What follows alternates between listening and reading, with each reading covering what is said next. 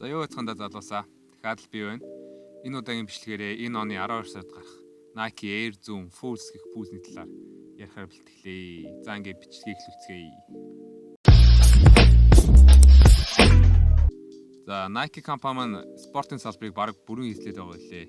Харин энэ удаа цоошин салбар болох эрүүл мэндийн ажилтнад зориулж Nike Air Zoom Force гэх пүүсийг худалдаанд гаргахаар болжээ. Nike компанийн хэлэхдээ Nike Air Zoom Force нь өдөр тутмын баатрууд болох эмч зөвлөгч, гэрээр эрүүл мэндийн үйлчилгээ үзүүлэгч, нутагшгүй тэмцэгч эдгээр хүмүүстэй зориулж дэмжлэг үзүүлж байгаа гэсэн байна. Бүтээгдэхүүний тест болон эмнэлгийн ажилчдын талаарх ойлголтуудыг OHSU Doyen Baker хүүхдийн эмнэлэгт хийсэн байна. Тухайн үед дизайнерууд эрүүл мэндийн ажилчдын өдөр тутмын амьдралын талаарх мэдээллийг олж авсан байна. Жишээ нь зөвлөгчд ойролцоогоор 8 км газар алхдаг, 1 цаг хүрэхгүй, сууж 12 цагийн турш хөдөлж шилждэг болохыг мэдж авчээ. Тиймээс загвар зохион бүтээгчид Air Zoom Force-ыг хийхдээ тайлж болон өмсгөд амрахнаар үдээсгүй цэвэрлэхэд хялбар энгийн эмнэлгийн ямар ч нөхцөлд хөлийг хамгаалж өгөх хөл дэвтэйхэн зөөлөвчтэй хийжээ. Air Zoom Force нь эрзэн уултай, уян хатан өсгийн хэсгээр найдвартай зөөлөн сайн барьж өгдөг гэсэн байна.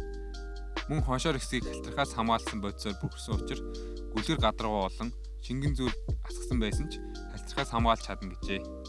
16 дахь жилдээ явагдаж байгаа Doyen Baker Freestyle хөтөлбөр нь Doyen Baker хүүхдийн эмнэлэгт эрүүл мэндийн тусламж үйлчилгээ болон дэмжлэг үзүүлдэг хөтөлбөр юм. Энэ жил 6 өвчтэй хүүхдийг сонгож авч Air Zoom Force загварыг Doyen Baker загвар гаргажээ. Энэ загварууд нь 12 сарын 7-нд Nike-ийн сайтаар худалдаанд гарч эхлэх юм байна. Үүнээс олсон бүх ашгийг Doyen Baker хүүхдийн эмнэлэгт хандуулах юм байна.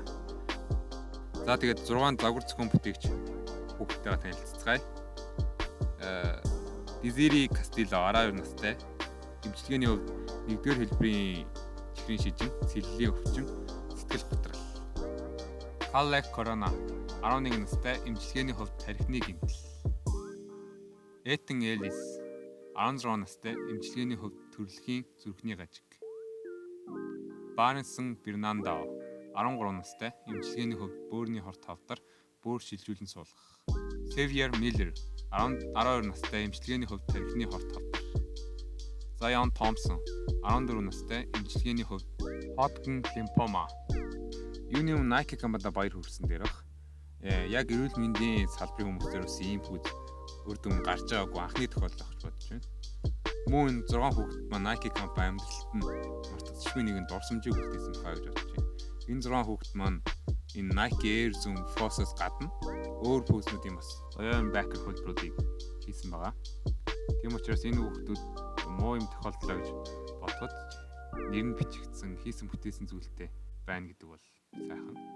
За ингээд бичлэгээ дуусгацгаая. Таалагдвал subscribe болон лайк дараарай.